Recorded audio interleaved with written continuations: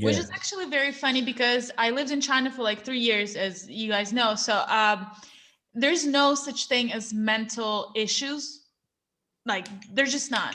Until the guy goes with a machete to the middle of the street and kills innocent people, Asian or white, Caucasian, black, doesn't matter, people. And then it's just like, oh yeah, by the way, he was not really, he was cray cray. I'm like, seriously? And like, we, as like, Western part of the world, like judge them a lot, where we're not even better that much. We just Nah. like kind of like, oh, but we're that proactive, but then we don't do much. We just talk shit a lot Yeah, instead of that's like facts. actually helping. Yeah. I got a question for y'all. My next question. I know we were getting deep into that. Sorry I had to break it up.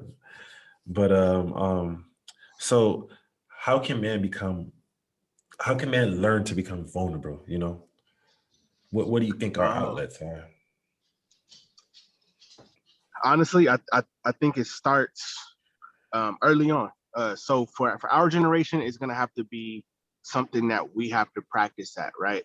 For the kids coming up, it needs to be something. So, and not to compare the two, but just to have some sort of baseline. Just like for the girls coming up, the Me Too movement has been huge for them. They understand their rights. They understand that you have a say, you have power.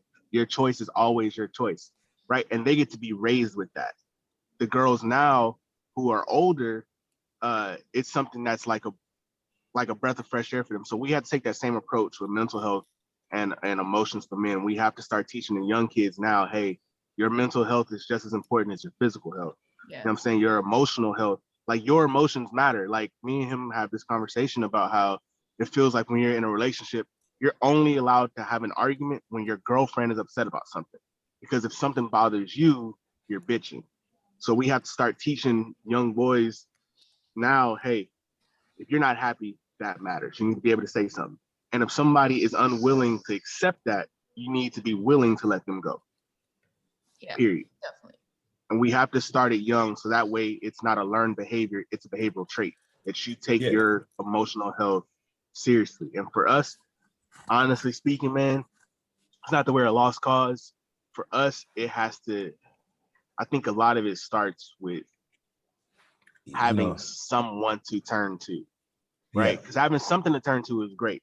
But my PlayStation can't listen to when, I feel like, you know, things just aren't going my way.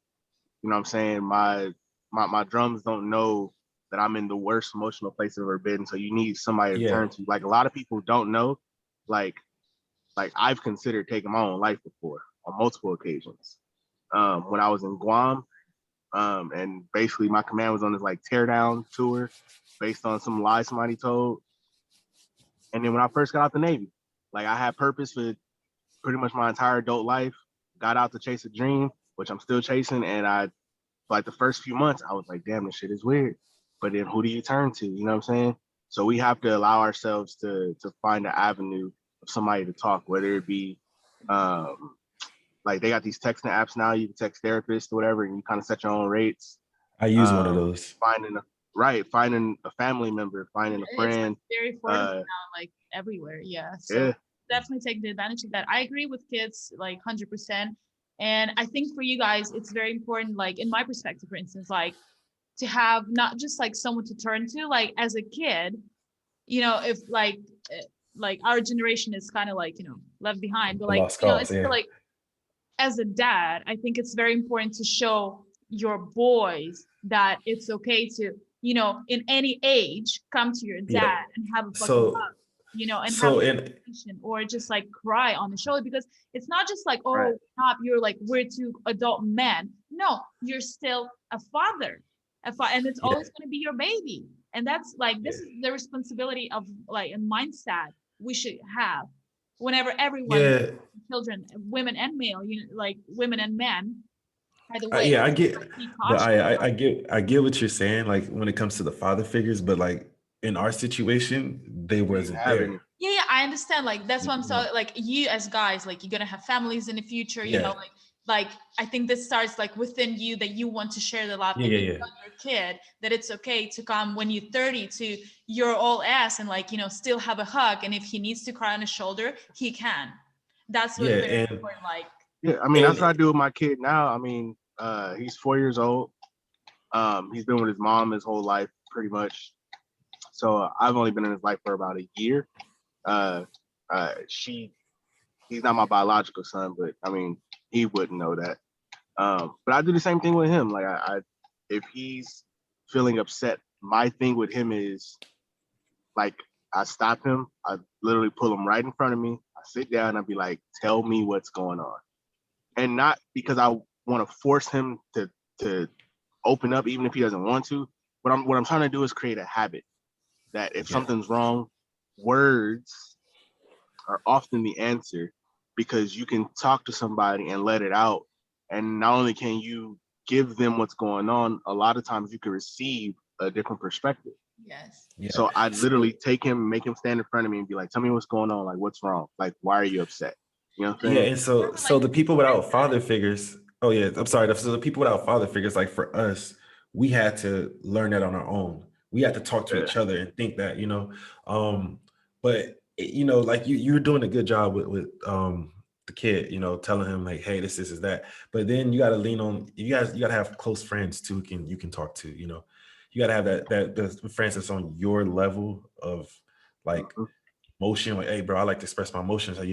Cool, I can talk to you about that, and it's support system. That's what I think we need to learn how to be more, like that. Just some big support systems. And like I said, because we're being man society, it's kind of they don't look at it, like that. But I think, like you said, the generation coming up now and us, we can change that. We can usher in a show these emotions, so we won't be having these mass shootings, we won't be having these people going on rampages, beating their wives, and all that. I think you raising your kid that way he's gonna set that up for generations. Like, yo, this is what my dad taught me. This is what I learned. I learned how to express myself, because I wish I had that growing up. Well, like, I wish I I had think it's that. also like I have to like give you like major like applause for you just like being in that situation without like father figure, and still figure things out, still find the person, seek for the person as a teenager, especially, where like usually kids are just like bully or mock you all the time, no matter like how close you guys are.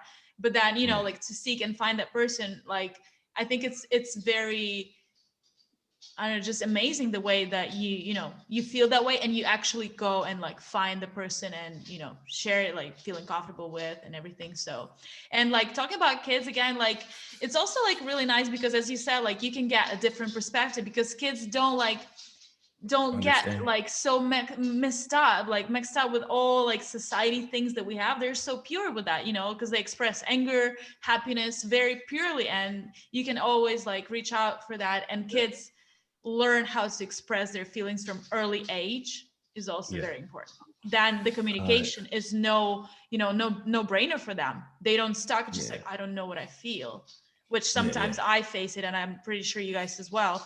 Well, like we just never had that platform to like be communicative enough. Yeah.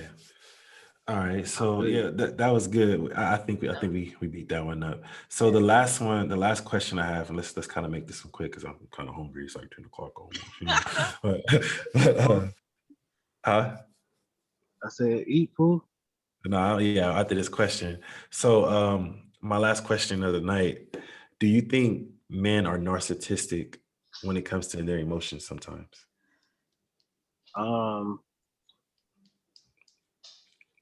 No. So if I say no in a very general sense, because obviously there are outliers, right? Like Derek Jackson. Yes.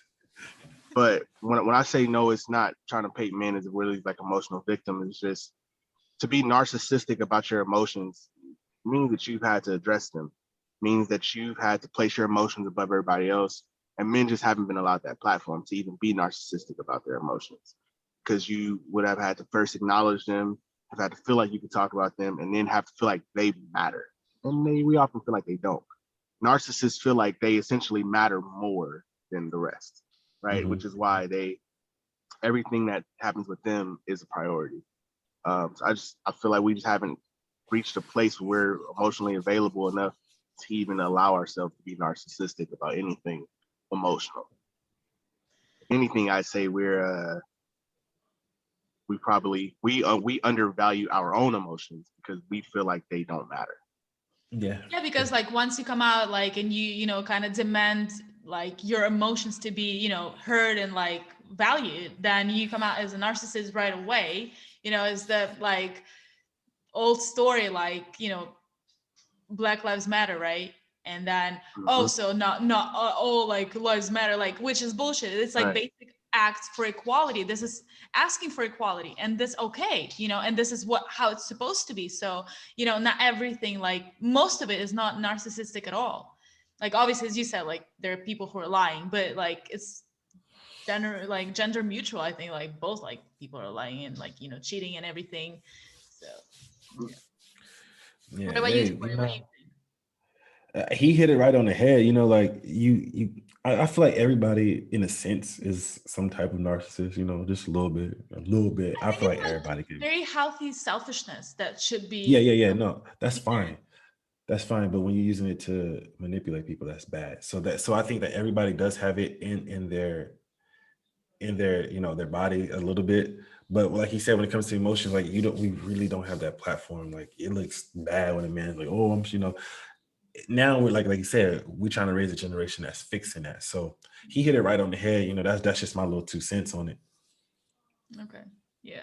That was really nice. I've learned a lot, and I'm really appreciate for you to come out and like share your like very personal stories. That's a major, like that's what we're trying to do here, like share as much personal experience that we've had, like because everyone is going through so many things, and like not everybody like get acknowledged, like because everybody like kind of keeping them inside and like posting like good highlights or whatever, but it's very important to like have those conversations. So thank you from my bottom of the heart. Like I thank you both like to be there and like share that, because it's very important, like especially like Yeah. nowadays.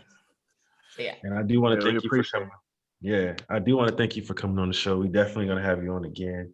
We definitely have a guy bonus episode that me and Yes, you are sir. gonna talk about all kind of crazy shit, fun stuff, old I'm looking times, forward to funny watching. I'm stories. like, damn. We got some funny stories. We have some funny Yeah, stories. man. Nice. That's nice. Yeah, man. Okay, Thanks for I having me, think bro. that's a I've been wrap. looking forward to it. Yeah, Yeah. yeah, yeah. But yeah, that's a wrap. Like I said, Yeah. thank you for tuning in to the Gossip Wine podcast. Yep. Like, subscribe, share this video out. Trying to run it up. Yep. Okay. I think that's it. Thanks Thank for you. listening. Thanks for tuning in, and follow us everywhere, as Decory said, so you know what to do. Yep. Again, thank you very much for being here, and we are out. Yay! All right. That was cool.